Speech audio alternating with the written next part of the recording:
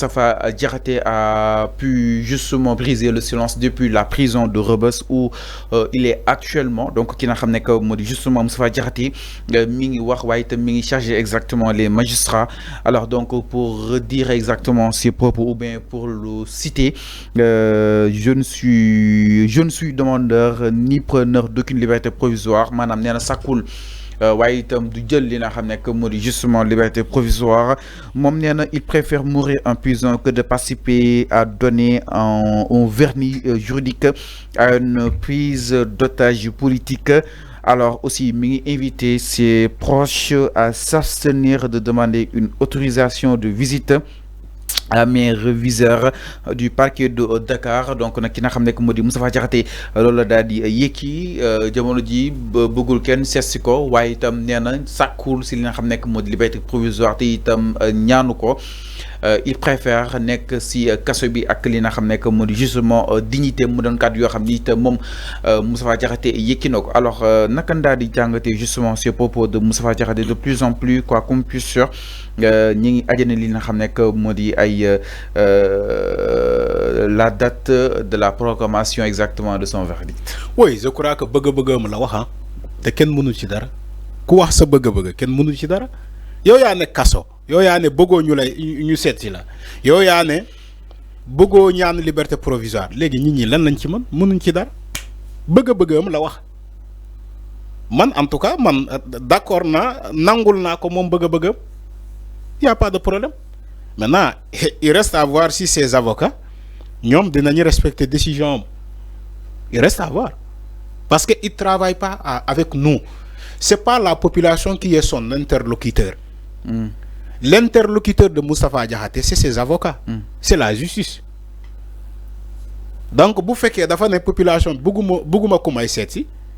bëgguma liberté provisoire mais il parle pas avec nous la population. Donc man lii laay wax si il le dit à la population dit oui de toute façon d'accord on est d'accord nee na da nga bëgg a toog kaso d'accord on est d'accord ce que tu as dit mais il reste à voir si ces avocats ñoom ils approuvent la méthode dont ils prennent. Oui man soxlawuma liberté provisoire soxlawuma ko ñaanuma ko may leen ma bu leen ma seeti bàyyi leen ma fii kaso man fii laa bëgg a toog c'est ce qu'il a dit. Mais on le respecte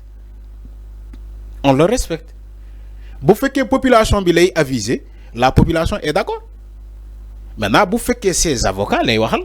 maintenant il reste à voir si ces avocats vont approuver cette méthode ou bien ils seront d'accord de ce qu'il a dit. C'est ça. Donc débat bi autour de ça je pense que warul bëri du coup moom ci boppam moo wax loolu moom Moustapha Diakhaté dégg naa sa famille si sa famille est d'accord c'est pas nous si sa famille est d'accord de ne pas aller lui rendre visite ou bien non ñu ñëwaat exactement sur les faits maanaam li nga koy toppee concrètement. Non il n'a pas parlé des faits xanaa nga posé ma des faits il a dit que bu leen ma seet si soxlaw ma liberté provisoire loolu nga ma posé comme question. C'est ce que je suis en train d'expliquer. Maintenant bu fekkee bëgg nga mën nañu ñëwaat ci les faits allez-y. ñëwaat sur les faits li nga xam ni itam peut-être ñu koy daal toppee si kanam yoon ak wàllu ki yoonal la si kàddu bi nga xam ni itam yëkki na ko jëmale ko si président de la République exactement ak ginnaaw bu mu daal di àndaloo ñoom Ousmane Sonko ba si ñoom El Malick Ndiaye. Alors nga jàpp ni ces propos peut-être dafa grave à un moment donné que ñu koy daal di denc si kaso bi yëpp si benn propos boo xam ni itam yëkki na ko benn seulement. je vais te dire une chose. Fallou gis nga lu mu waxoon. su génnaatee kaso il dit la même chose dañ koy yóbbuwaat kaso. dañ koy yóbbuwaat kaso. yow mii soo ko waxee tey dañ lay yóbbu kaso man mii su ma ko waxee dañ may yóbbu kaso pour te dire que loolu moo am. Il faut pas passer par 4 chemins. Donc terme bi yegg na foofu noonu. dama ne il faut pas passer par 4 chemins. Moustapha Diakhaté lu mu wax ba ñu yóbbu ko kaso su génnaatee kaso su waxaatee la même chose dañ koy delluwaat kaso moom xam na loolu. Gis nga une personne de son âge il doit être sérieux moom pas la il a plus de 80 ans ou bien 50 ans 60 ans jëm kaw moom jamono bii nii warul mën a di wax loo xamante xale yu ndaw yi suñu génération bi ni peut-être ñom mën nañ ko wax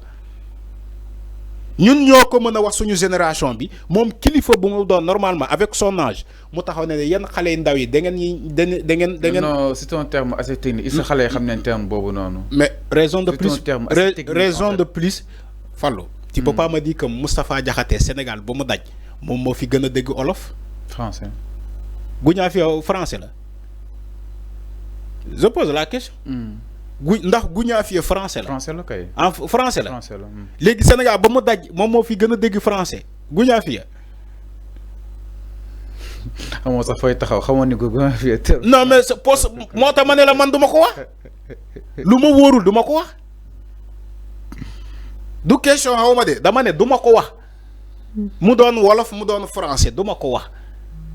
à plus forte raison mom avec son âge Moustapha Diakhaté warul wax lolu nit mais il y a des termes très simples pour le dire tu crois que bu waxone avec ces termes simples là dañ ko dina dem mota mané la lolu un vieux de son âge ne devait pas parler de ces choses-là. Parlant ma génération man exactement ma génération man si on vieux comme Moustapha Diakhaté ñoo mëna wax lolu si on vieux comme Moustapha Diakhaté est-ce que mun ko wara mëna muñal peut-être yenn yi concrètement Moustapha Diakhaté muñal nañ ko ay yoon yoon yow bala ñukoy tejne il a fait combien de fois va-et-vient ci la justice chaque fois bu génné day def conférence de presse Fallou tu peux pas être plus roi que le roi lui-même. Tu peux pas être l'avocat du diable chaque jour. Non, je ne parle pas de toi. Okay. Il faut écouter. Non, tu ne peux pas être l'avocat du diable. Tu parles de moi, Arfan. Non, je ne parle je le parle dans le cadre général. Maintenant, si toi tu es l'avocat du diable, yo xam nga sa bop. Parce que tu poses pas des questions simples. Yo mo ci poser ay questions. Alors, ma ñew dama né Moustapha Diakhaté day dem kaso ñu génné ko mu organiser un point de presse té dégg nga li muy wax ci point de presse bi il se glorifie day bakku yagul kaso day bakku il attaque encore avec d'autres mots plus durs bu féké saga ben yoon bu génné kaso def point de presse day saga fukki yoon ya ko gis mi saga exemple la jox il faut nga xam non en fait dañuy ñëw sur les faits da nga bàyyi exemple mais Fallou parce que ay doomam ñuy seetaan c'est un responsable c'est un père de famille mais un responsable ne doit pas parler ça devant ses enfants tu crois que le problème c'est moi le problème c'est lui Moustapha Diakhaté c'est lui le problème non da nga ne su ko bàyyee saa su ko bàyyee dina gën def ay points de presse Fallou tu as vu ces points de presse tu as vu ces points de presse demal ci YouTube bi nga génnee ko des mots encore plus durs, plus difficiles que Gounia Vieux. Wax nako ci ay point de presse. Le gars, il est coutumier à ses arts de parole. Ñun Sénégal fi war nañu ñaan Yalla xalé jigéen yi ba d'ici 50 ans nit baña jur lu melni diw mom moko mësa wax. Mais lool yag na. Non, du question yag na. Da ngay xol demb nit ki ak tay nit ki. C'est la même chose. Dara changé wul Moustapha Diakhaté dembam ak teyam c'est la même chose nit buy saaga la luy génn ci gémminam du lu baax te mag boo tollee ci Asie yu mu am ni da nga war a di fexe li ngay wax mu doon un discours modérateur même si tu fais de la politique mën nga def politique sans saaga nit sans xas nit wala sans yóbbu ay nit foo xamante ne waroo ko wax loolu war na ko jomb moom yow sànq tu parlais de ses enfants yow est-ce que moom sóoraale na ses enfants ba muy wax mais parce que ay doomam ay nawlewam lañu bu fekkee sóoraale na ay doomam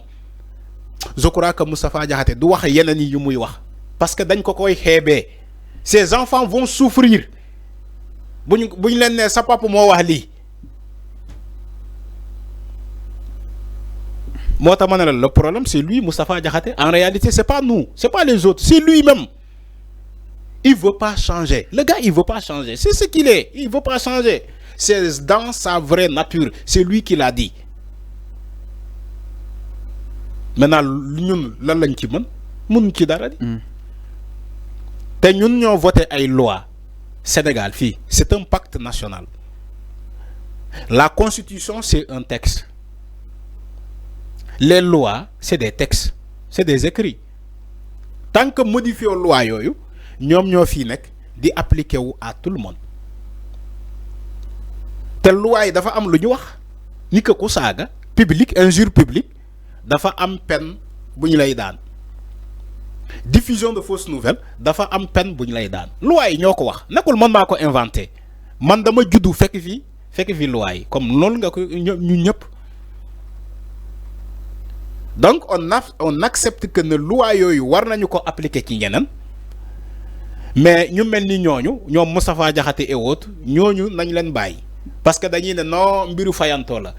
wala woy ay détenus politique la mais nit bu saagayee kilifa jàmbur nañu ne non nañ ko bàyyi. Diomaye ak Sonko bu leen jàpp saagakat yi comme le dit Alioune Tine parce que boo leen jàppee saagakat yi dañuy ne yéen da ngeen nekk ci un règlement de compte par exemple Diomaye ak Sonko bu leen jàpp saagakat yi parce que boo leen jàppee saagakat yi nit ñi dañuy yaakaar ni que Macky Sall lu mu doon def yéen moom ngeen di def textuellement mais man je suis pas d'accord ci baata boobu. Alors mi ngi noonu exactement on évolue. Donc nit bu saagaay dañoo war a appliquer loi bi tant que modifié wuñu loi baa ngi fi. Alors mi ngi noonu la sortie justement de Moustapha Diakhaté nee na il préfère daal di des ba tey si li nga xam ne que moo di kaso bi que muy génn di nangu lu bëri loo xam ne amaan na ni waru koo nangu benn yoon alors daal ñëw itam si leneen du côté de la régie ginnaaw loolu dañuy daal di ñëw si ki nga xam ne que moo di